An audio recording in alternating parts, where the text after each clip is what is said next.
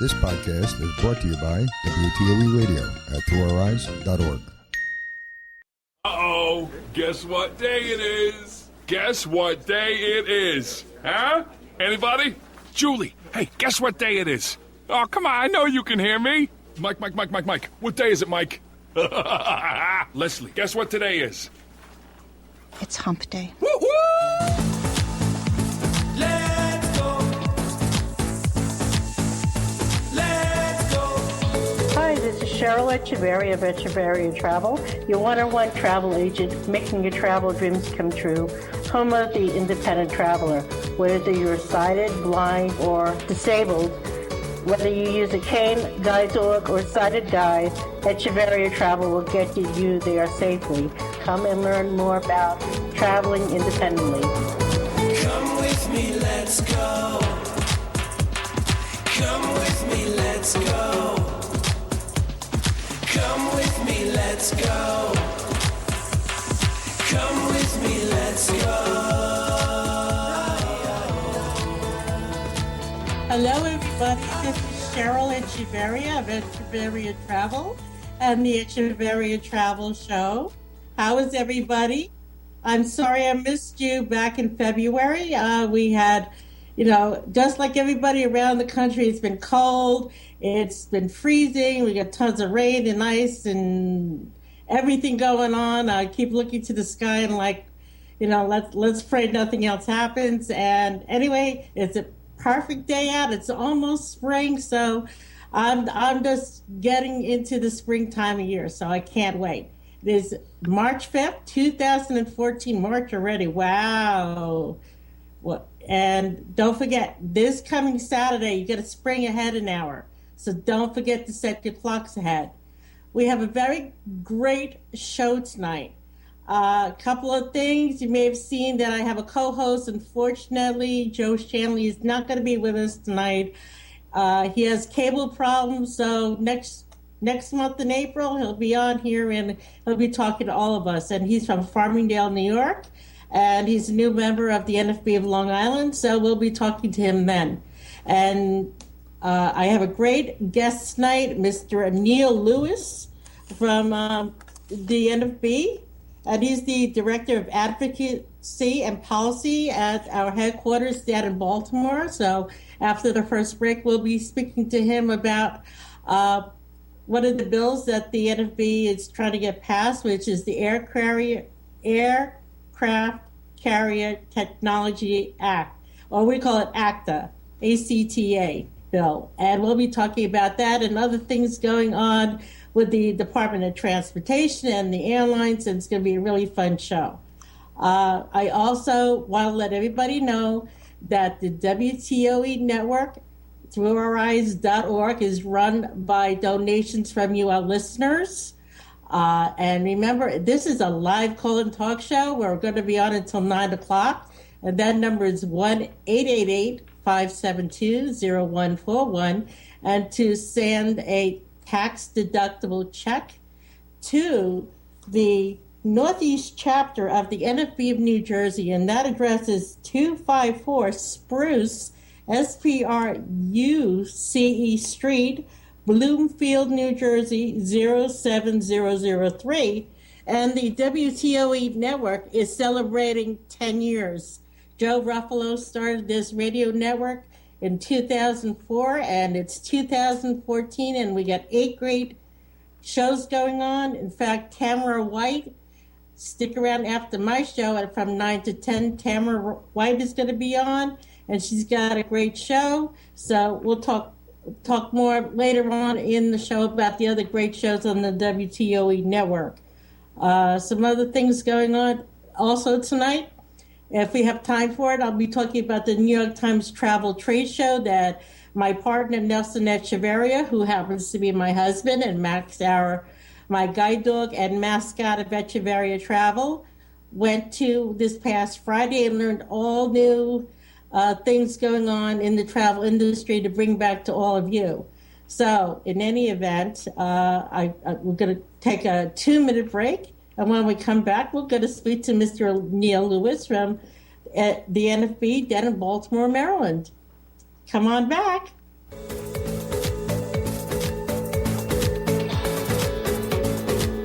Don't go anywhere. There'll be more show right after these messages.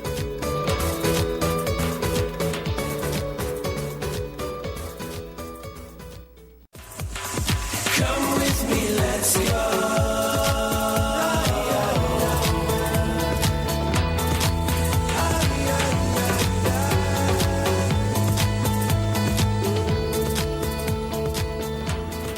And we're back. And before we go any further, I keep forgetting to say who I am. I'm Cheryl Echevarria. I'm your host of the Echevarria Travel Show, and I own Echevarria Travel. And to ever get in touch with me or go to my website, it's www.echevarriatravel.com. That's a mouthful. That's echevarriatravel.com. Our number is 631-456-5394. And to talk to me and to my guest tonight, Mr. Anil Lewis, is 1-888-572-0141. And I'm going to bring on right now Mr. Anil Lewis from the NFB of Baltimore, Maryland, our headquarters down there, and he's the Director of Advocacy and Policy. Anil, are you there? Oh, yes, Cheryl. Pleasure to be here. I'll be your co-host tonight since Joe wasn't able to make it. Oh, well, you can stay on as long as you like. I'd like to give everybody a little history. Anil and I are very good friends, and I met him at the NFB convention back in 2007. That was my very first convention in Atlanta, Georgia. And Anil was president of the Georgia affiliate at that time. But I'm going to ask you, Anil, give everybody a little history about Anil Lewis and where you started from and where you are now. All right, I'm a native Atlantan, born and bred. I became blind in 1989 due to retinitis pigmentosa. I've been active with the Federation since the mid-90s. I've been the chapter president in Atlanta. I've been an affiliate president for the NFB of Georgia. I've served on the National Board of Directors. I had the honor of serving as the Scholarship Committee Chairman. I'm currently the Imagination Fund Committee Chair for the Federation, and I'll be working on some membership stuff. And just to give you an exclusive, starting next Monday, March 10th, my title will no longer be the Director of Advocacy and Policy for the Federation. I will be the Deputy Executive Director of the Jernigan Institute. So I'm looking forward to that as well. Wow, you got a lot of hats to wear, Neil. I feel the same way when I'm out in the public. We always wear so many hats being with the NFB. I'm just blessed to be in a job that I really love. I wake up every morning knowing that what we do changes the world. So I'm looking forward to the new and exciting challenges to come. Exactly, and I can't wait for the national convention this year as Absolutely. well. So I'll be seeing Anil at that. And in fact, this Sunday, I'll be going up to Albany with my family of the NFB of New York, and we're going to be up in Albany meeting our senators and assemblymen for the year and discussing bills and trying to get things passed. So, we work hard to get better lives for us blind people and for blind people all across the country. So That's right. Tonight, especially since the show is all about travel, we have a bill that the NFB is trying to get passed, which is the ACTA Bill, or the Air Carrier Technology Act. Would you give our listeners exactly what their bill is? Absolutely. That was a really good segue, talking about the policy efforts that the NFB of New York will be engaging in at your state capitol. And, of course, every year the National Federation of the Blind goes to Washington, D.C. To conduct our Washington Seminar, or as the older members call it, the March on Washington, to introduce policies that positively affect the lives of blind people. And in line with your show, blind people love to travel. As a matter of fact, listening to the intro music, with that little Caribbean beat, here stuck in all this snow, I'm thinking I'm going to contact Echevarria Travel and see if I can book a trip to some nice, cozy island. But in order to do that, once I want to travel, I'm going to want to take advantage of all the technology that's out there. But unfortunately, the technology that allows individuals to control their travel is becoming more and more inaccessible for blind people. There's first the website to actually purchase your ticket. Some people use apps to purchase their tickets. Many of them are really inaccessible to the assistive technology that we use. You go to the airport, and there are kiosks now rather than human beings to process your tickets, and those kiosks are inaccessible. You go to the gates, and then they have technology there. You get on the planes, and now on the back of the seat in front of you is this touch screen that allows you to order movies or order food or whatever. Those are also inaccessible. So it really creates a problem for blind people when we travel. So the Air Carrier Technology Access Act, ACTA Act, is really designed to enforce existing law, because the Air Carrier Access Act already says that travel should not be discriminatory. But of course, when it was passed in 1986, no one knew that we would be so technology dependent. So the ACTA will hopefully bring us in line with these new innovative technologies so that blind people can enjoy traveling just like everyone else. As Jesse Hartle, who is the legislative lead on this issue for the Federation, says, we pay the same price to fly the friendly skies, so we should have the same access. Exactly, and sometimes those friendly skies aren't as friendly as we'd like them to be. Yeah. Not only,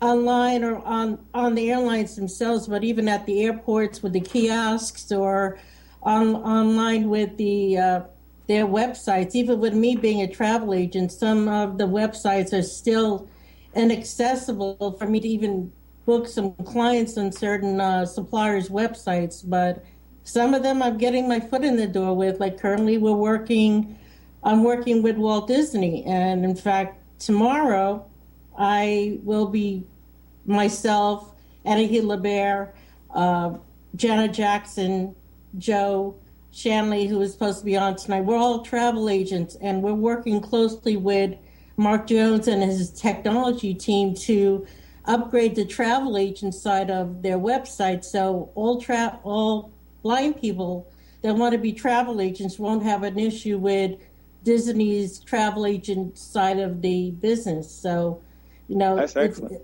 Yes, one of the reasons exactly. that Jesse Hartle wasn't able to appear on the show tonight is because his family is traveling to Disney right now. So if you need someone with some feet on the street during your discussions with Disney tomorrow, let me know and I'll send him a text message and he can leave the Disney and go straight to the offices and handle some business.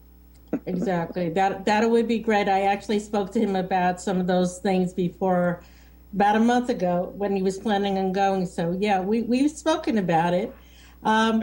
Now, a little history, Anil, about the Air Carrier Access Act, or the ACCA. I mean, recently, members of the NFB have been having issues with guide dogs on the planes and all that. And I'm going to have to say it. I don't know if you agree with me on this. In fact, when you're flying, a lot of the employees on the flights or even at the gates are basically uneducated as to what's going on.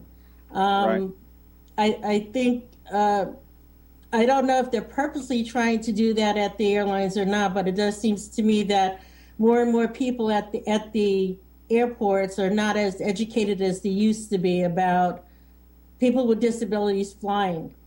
Have you found that more or less? I'm sorry, I didn't mean to interrupt you. That's okay. I was saying that, me personally, I haven't had issues, but it doesn't mean that people across the country aren't having issues when they're traveling at the airports. Do you find that the flight attendants or the people at the gates have less education about the laws that protect us when we're traveling? I agree with you. There is a problem, and I say it's a lack of quality training with respect to not only the laws, but just common courtesy and common decency. As a blind person, when I travel, so many times they want to treat us like children, and that's very, very frustrating. If I can tell you a quick story that kind of pulls a lot of this together, I try very hard not to have to depend on individuals when I travel. So when I book my ticket, I try to fly on airlines that have accessible websites. I try to print my boarding pass before I leave so that I can go straight through security and get on my plane. But most recently, I had to travel quickly to go to Atlanta for a quick trip. And I called and I got my ticket, and I specifically asked for a window seat so that I could park my cane between the seat and the fuselage, as we're legally allowed to do. Right. And I had everything in place, and I forgot to print my boarding pass before I left. So when I got to the airport, of course, the kiosks, which I could use to reprint that boarding pass, were inaccessible to me. That's really why I'm one of the plaintiffs that's listed on the lawsuit that we're suing to make sure that those kiosks are accessible. So I went to the counter where the people, real people, stand, but at every counter there's a kiosk, a little touch screen. So I finally got a real human being. I just needed them to reprint my boarding pass. She printed it. I went through security. I got to the plane. And the most frustrating part about it is when I got on the plane, they told me that my seat had changed. So the person at the counter who thought she was doing me a favor had moved me to, that row 10 where they move all the elderly and disabled, and they put me in an aisle seat. So it put me in a frustrating situation because now, of course, the flight attendants are going to want to take my cane, which I'm not going to tolerate. And it just created a whole problem. So if all of those technologies were accessible and I was able to control my flight, it would have been just fine. But it just gets frustrating, and they treat us like children. They do. Lenny, were you trying to tell me something? Oh, okay. Sorry. I thought I heard Lenny whispering in my ear. But yeah, are you allowed to talk about that case at all that the NFB filed with the Department of Transportation back in January? Oh, absolutely.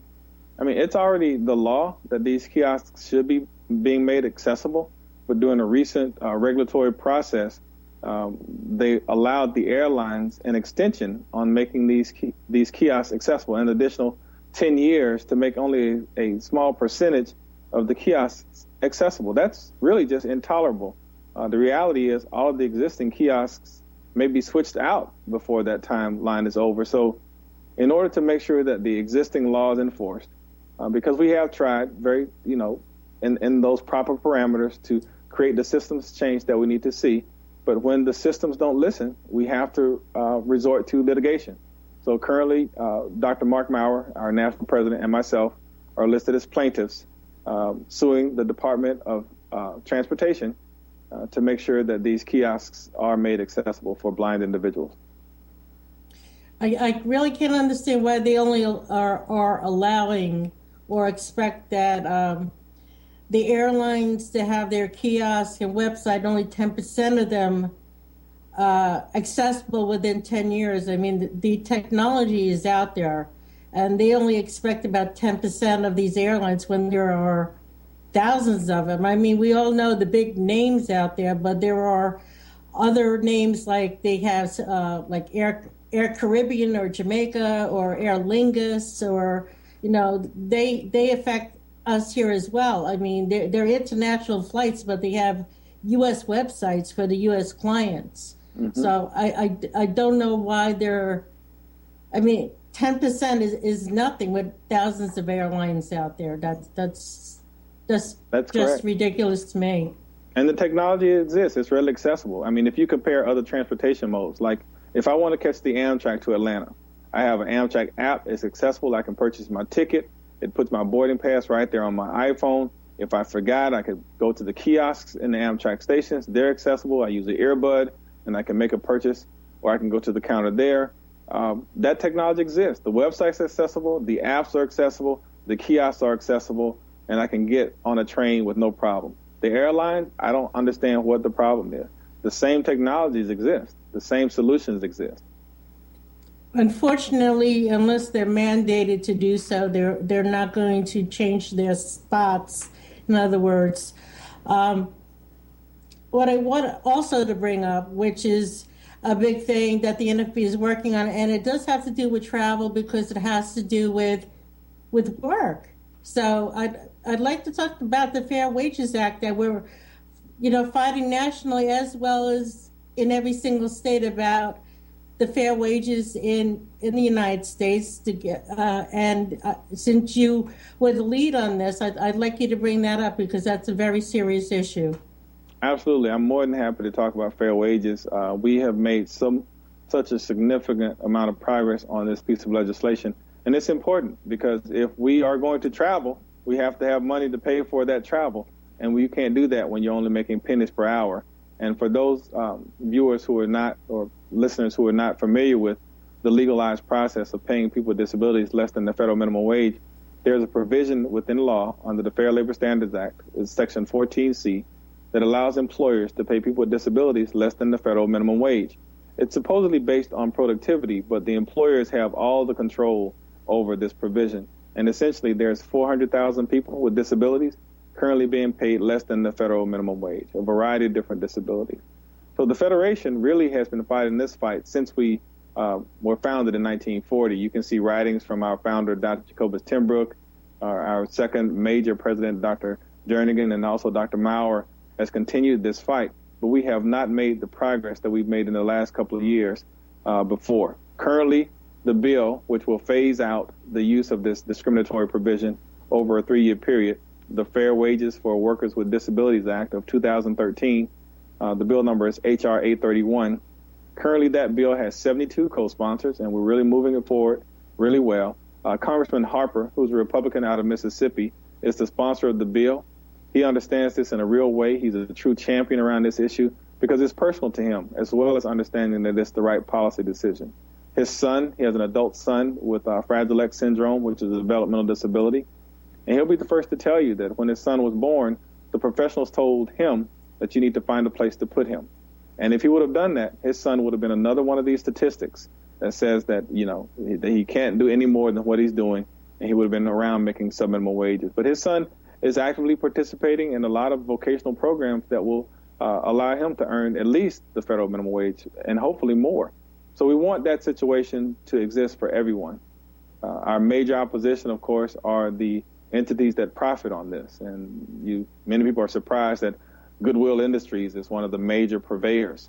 And it's interesting that even though the majority of the Goodwill agencies supposedly operate without using this certificate, they still continue to fight and say that it's an essential tool. I don't understand that. I think that it probably boils down to the amount of influence that the larger Goodwills have over the greater gathering of Goodwill Industries. And the only reason they have more influence is because they have more money. And they have more money because rather than paying their employees with disabilities the minimum wage or more, they're using that money to pay their CEOs and to pad their coffers. We think that it's unfair, discriminatory, immoral. It's an antiquated provision that really has no place in today's society. So we are working to phase it out. And right now we're looking for a Senate sponsor. So if there's a Senate champion out there, if one of your listeners or viewers has a relationship with their state, with their senator, and they're interested in pitching this, give me a call. And Anil, why don't you put out there your email and phone number so if people want to contact you, they know how to do so. Certainly. It's Anil Lewis, and I'm currently the Director of Advocacy and Policy for the next 2-3 days. And my email address is alewis, that's ALEWIS, @nfb.org. And you can reach me via phone at 410-659-9314, and my extension is 2374. And hopefully all of that contact information will stay the same through the transition. Thank you, Anil. Well, the reason why I bring this up because when we're all working, it makes that wheel in our economy go around. If somebody's working, they're traveling, it goes back into the tourism industry. It keeps people like me working. It keeps people all over the country working. By adding those people that are making at least minimum wage or more is going to bring more economic structure to the United States. When you keep people in those sub-minimum wage jobs, it's stagnating the economy. So it seems like the government doesn't want to grow. And if we put people with disabilities in the workforce and getting better pay, then our economy will get better and there'll be less people on disability.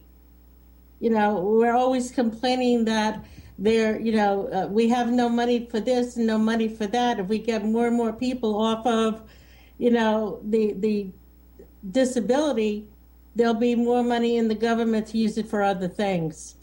That's correct, and that's what we're trying to do. We're trying to flip that model so that people with disabilities are supported to be fully participating, actually tax-paying citizens in society. Now, you can't spend the whole show talking about fair wages, although I would love to. Now, you promised me we were going to talk about some travel stuff, so I want to hear what options I have to go to some nice warm place. I've never been on a cruise before. I want you to talk to me about some of that stuff. So You decide, fair wages or travel. Well, we're going to be talking about travel once we come back from our 4-minute break. Tonight, Echevarria Travel is talking to Mr. Anil Lewis. When we come back from our break, we'll be talking all about travel and about the New York State Travel Trade Show, which I'm going to invite Anil to come up to next year because it's open to the public. And remember, call us at 1-888-572-0141. And we'll be back after this 4-minute break. Stay tuned. Let's go.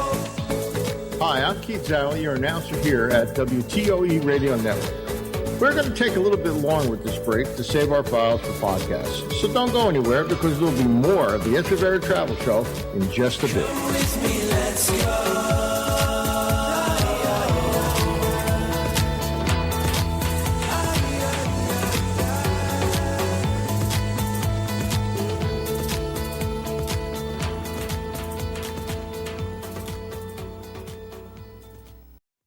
Come with me, let's go.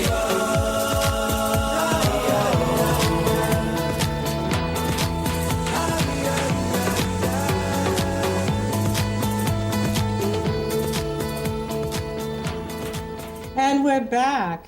This is Cheryl Echevarria of the Echevarria Travel Show, and we're live until 9 o'clock tonight. And my guest, and also happens to be my guest co-host tonight, Mr. Anil Lewis, from the NFB headquarters down in Baltimore, Maryland. And yeah, before we start talking about where I went this past weekend, did you know that the WTOE network has 4 shows? Actually, 8 altogether, but 4 shows run by NFB members?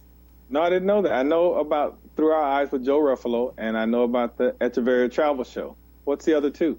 Well, the other one that's following my show next Wednesday at 8 o'clock, and all our shows start at 8 o'clock, is On the Bright Side, and that's hosted by Jane Degenshine, and from New Jersey, and she happens to be Joe Ruffalo's sister. Okay, I remember and also that. Jerry Marino Sr., who's down in North Carolina, originally from the NFB in New Jersey, and also the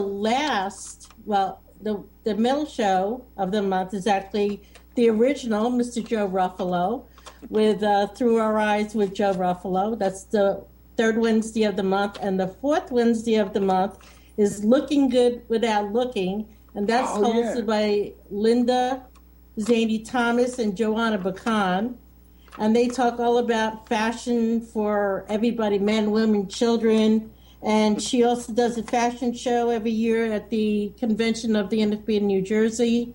So all those shows are 8 o'clock p.m. on Wednesday nights. So those are the 4 shows. She's trying to find my mother's missing meatball recipe, too. Oh, yes. We've been trying to find Lenny's grandmother's meatball recipe. And, we got to keep finding. Lenny, any updates on that one? No, I know they're both preparing. I don't know if you heard the last show. Johanna's mother, based on where my mom was from in Italy and stuff, they're trying to,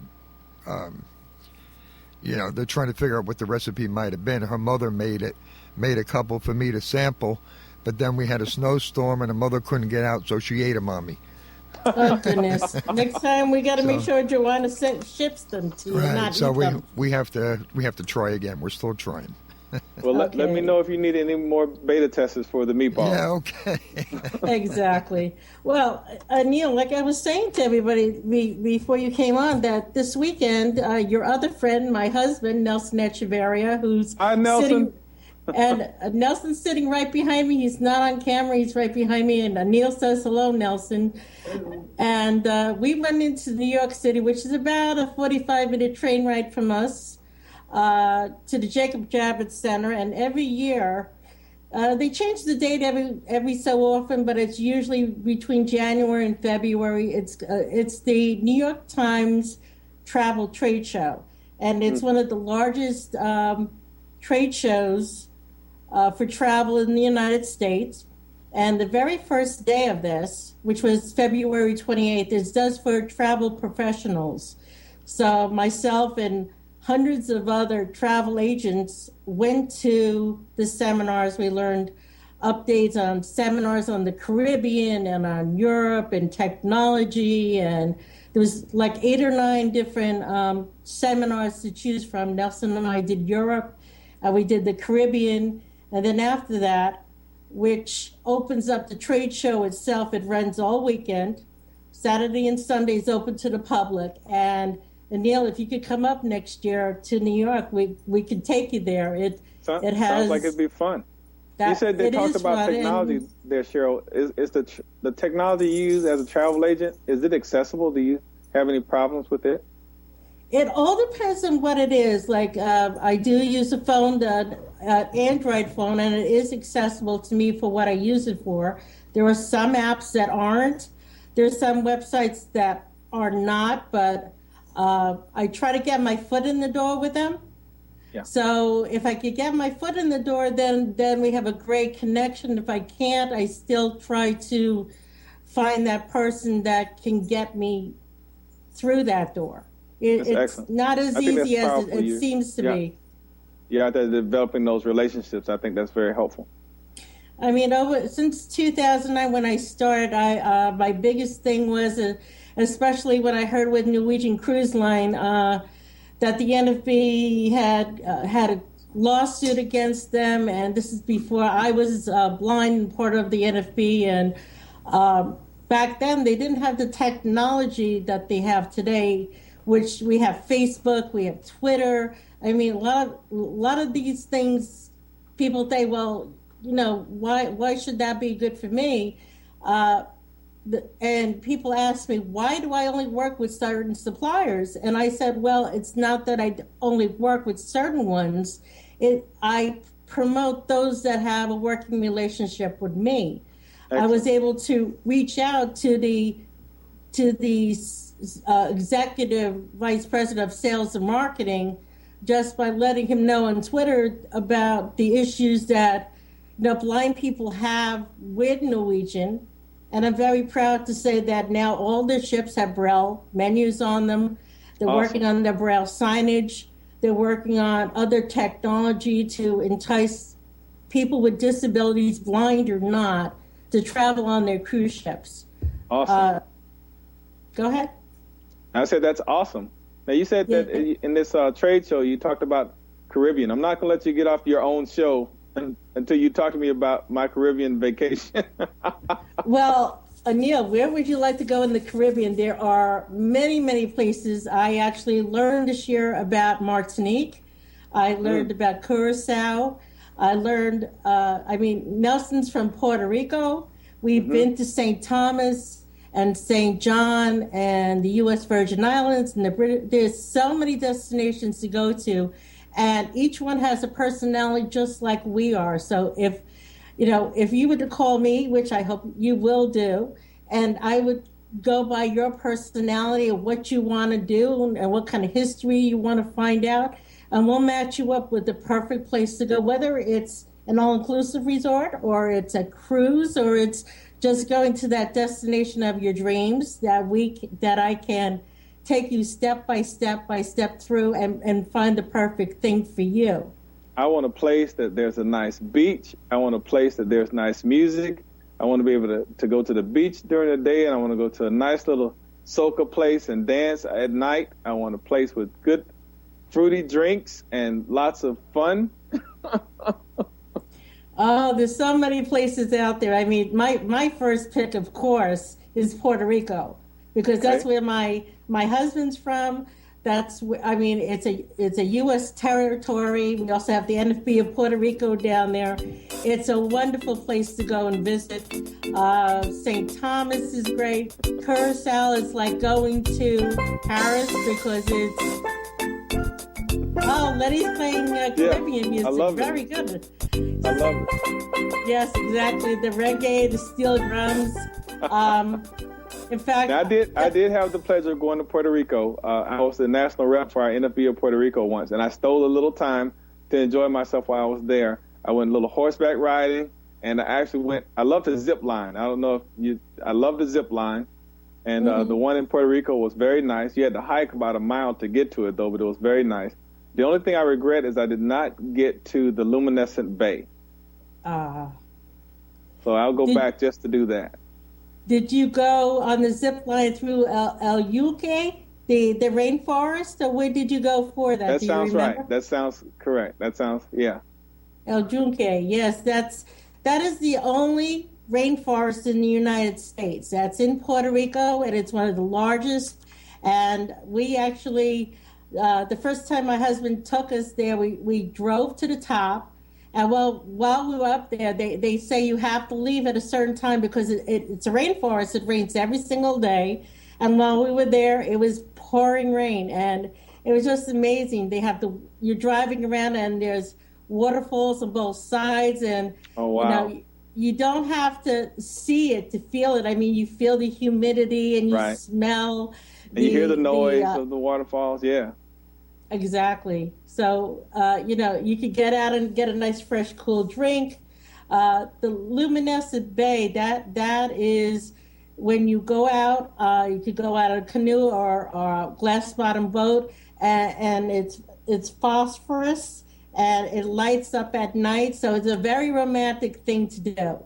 And Anil said he went horseback riding. And they also have one of the world's surfing contests in Puerto Rico. And they have also when Christopher Columbus came to the New World, he actually started from Puerto Rico and came back there a number of times. And they have the fort that actually protected the U.S. from the different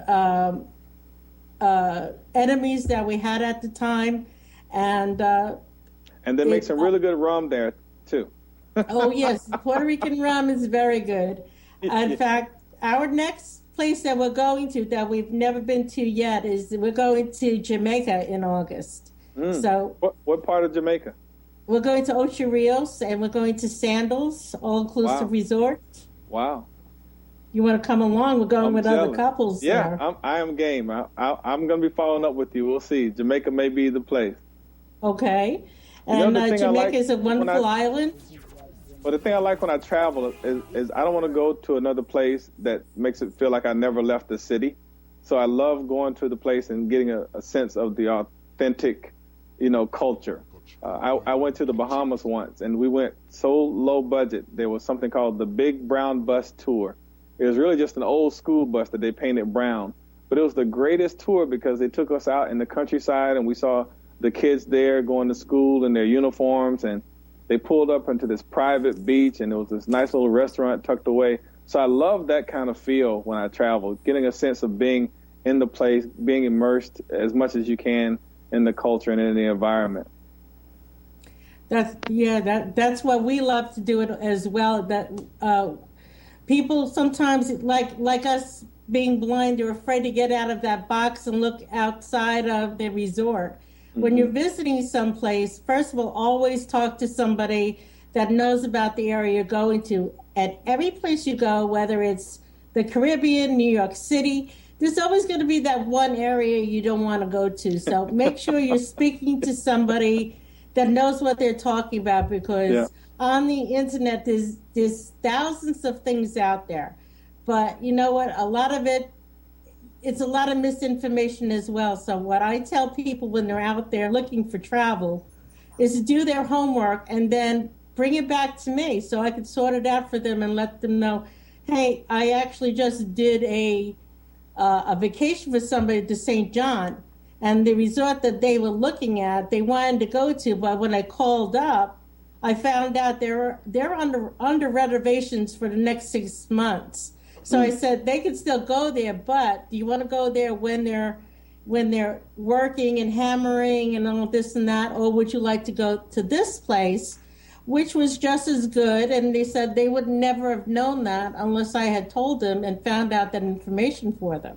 Right, that's really cool, and that's one of the big benefits of using a travel agent. But I think that even more important, it's really cool to use you as a travel agent because you store those stories about vacations that people have, and we work out those accessibility problems, and also find ways that you can experience that vacation environment in a non-visual fashion. An ordinary travel agent is not going to be capturing those stories. Well, when I'm always improving myself of how I want to talk to my clients or even on the show, and I tell people and guests on my show that, of course, I never want to insult any other person with another disability because I don't want to come back to me. But, we're in a funny situation. Yes, we can't see where we're going or traveling, but, I tell people, like we went to Utah this past year with the travel and tourism of the NFB for our very first trip. And for those that are listening, we're going to Nashville, Tennessee, October 6th through the 10th, 2014. And our deposit date is coming up. It's May 15th. So if you're interested in going, give me a call at 631-456-5394, and I'll give you all the information on that. But when we went, we had about 27 people from all different states. And when we were out at certain points, I said, look, I want you all to stand here. We were at one of the canyon parks, and I said, I want you all to stand here, and I want you, there were different plants around, and I said, look, I want you to breathe in the air. I want you to, what do you breathe? And some person actually said fresh air. Or they smelled, the sandstone around them. Or, beautiful. We actually, I call it a little mountain we climbed. It wasn't a big mountain, but we climbed up these rocks and stuff. And some people can't do that. I mean, the only thing that we had is that we couldn't see it, but we could experience it. And the tour operators that were taking us on this tour, they learned something from us to tell their clients, sighted or not, to experience all their senses and just not rely on your vision. I think, people that are sighted forget that they have 7 other senses to work with, and they don't experience the full pleasure that we do. That's right. And I think that you make a very good point. We help enhance that experience for everybody just by making sure that it meets our needs. I remember I went to Phoenix, Arizona, and I went to the botanical gardens there. And because, I'm walking as a blind person through that, the docent who was showing was actively looking at non-visual things to point out that normally they would not have in an ordinary tour. And we got to, actually taste some things. I don't know whether, they've done that before, like different types of cactus and that type of stuff. And the more we travel, the more the venues are going to be accommodating to other individuals that are blind when they travel. I remember I went here zip lining again in Tennessee. That was a really fun time. And evidently somebody there blind must have been zip lining, because normally when I go, they're very nervous. They're always afraid. It's the blind guy. What are we going to do? In Tennessee, they just gave me my harness and pulley, hooked me up just like everybody else, and they were saying, all right, now this time, everybody, we're going to go down with no hands, and all right, this time, everybody upside down, and they didn't treat me any differently than anybody else, and I had the best time. But we have to do that. We have to get out there. We have to travel and let these venues know that we are blind people, but we can still enjoy ourselves just as much as anyone else. Exactly. And of course, David Stayer from New York, and he's actually told me he's border skied. So, like Anil was saying, it's nice when people recognize that we, they're comfortable with us, because the more comfortable with us they are, the more comfortable we're going to be with ourselves that we can do it. I tell people it's all about confidence. And when people, somebody always tells me or asks me when they're traveling to someplace new, I say to them, that, look, when you're traveling at home, yes, it may be a new place, but you're using the same techniques as you would, walking around your own town or going to a convention or something. You're learning the same techniques. Yes, even when I was sighted and I got lost, I stopped and asked for directions. There's no shame in asking for help. That's right. I mean, Dr. Jernigan, in one of his speeches, said that being independent is knowing when to ask for help and when not to ask for it. You have to be, if you use, of course, cane first, guide dog, sighted guide, You have to know your mobility to get around. And whether it's here in the United States or out in Europe or Puerto Rico or something, you're using the same techniques. So that's the most important thing that I give my clients that are contacting me that are blind, and they're trying to learn something new, but they're afraid because it's cobblestones, or there's no sidewalk there, or it's a Leaning Tower of Pisa and I got to walk up all these stairs. And I say, well, the Leaning Tower of Pisa is not going to put in wheelchair ramps, and they're not going to put in elevators because it's thousands of years old. We have to, learn how to get around and move, being confident of where we're going. You said something very powerful just a little while ago. You said the fear. And I think that really plays a part in a lot of people missing out on a lot of fun things. But I'm going to tell you, the easiest way to overcome that fear is to do it. You get out there and you do it, and you'll realize how much fun it is, and you just won't be able to stop. You'll be looking for that next challenge. And those things that you were afraid of, which you really probably built up to being mountains rather than molehills, just thinking about it, you'll find out that they're really, really simple things to overcome and really minor in the process of fulfilling a full life. Exactly. And travel is one of those things that you shouldn't miss out on. It's educational, it's historical, it improves your life. It's fun. Exactly. It's fun, all right. I mean, I remember one travel, and it was for business. It was down to the for leadership seminar down in Baltimore. It was one of the very first years I was with the NFB. And one of the first trips I traveled by myself. And it was very empowering. And I wouldn't have missed it for the world, because Dr. Marriott taught me how to use a chainsaw.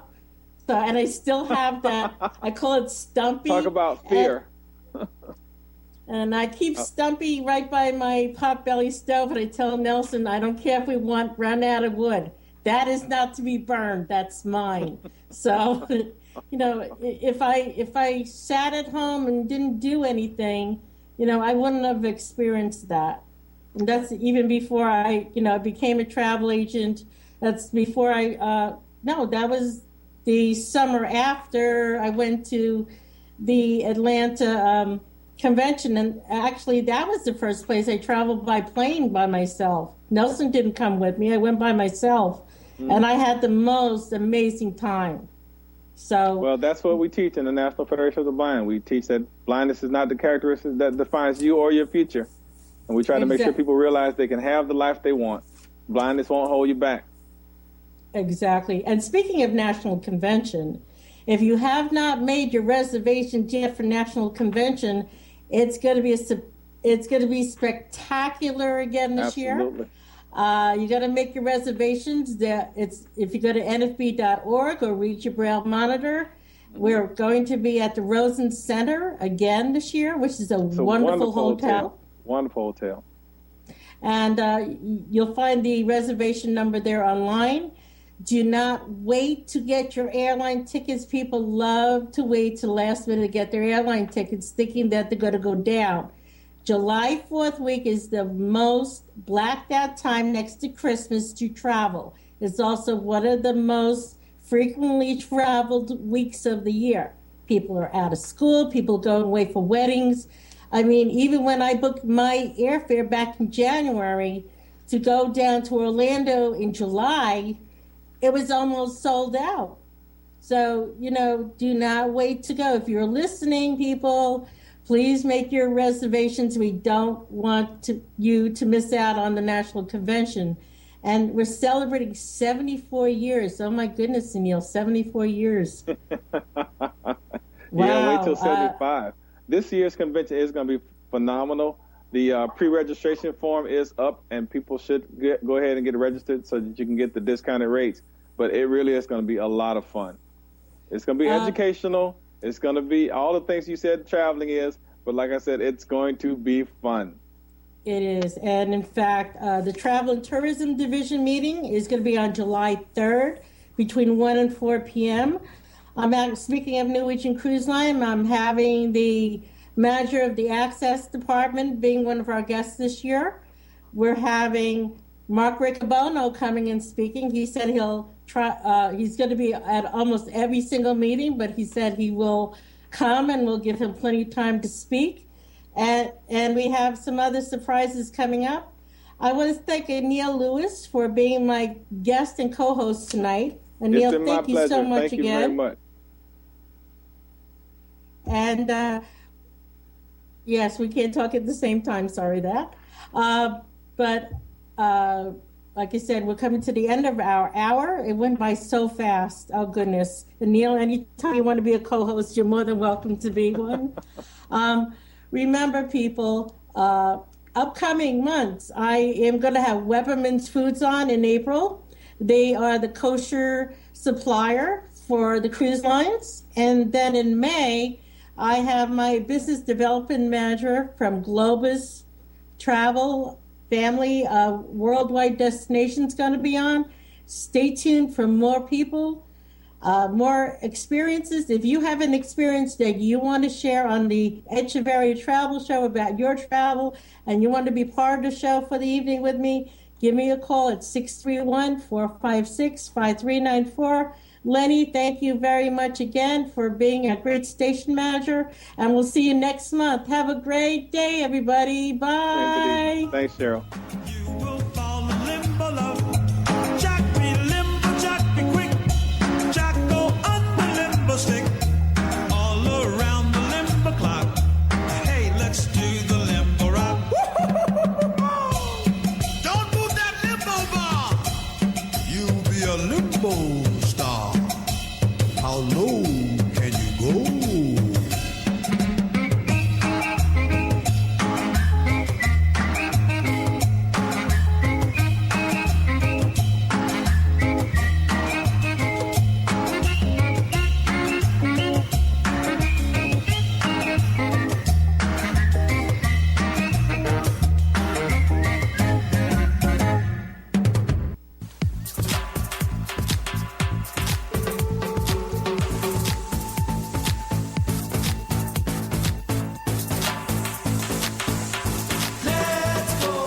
The Echevarria Travel Show is brought to you by Echevarria Travel, home of the independent traveler since 2009, specializing in worldwide destinations for the blind community. For more information on Echevarria Travel, call Cheryl at 631-456-5394 or email her at reservations@echevarriatravel.com. All words, ideas, and contents expressed on this show are those of Cheryl Echevarria and not necessarily those of the National Federation of the Blind, the Northeast New Jersey chapter, or the WTOE Internet Radio Network. Until next time, I'm Keith Zalley. Let's go. Cruise like a Norwegian.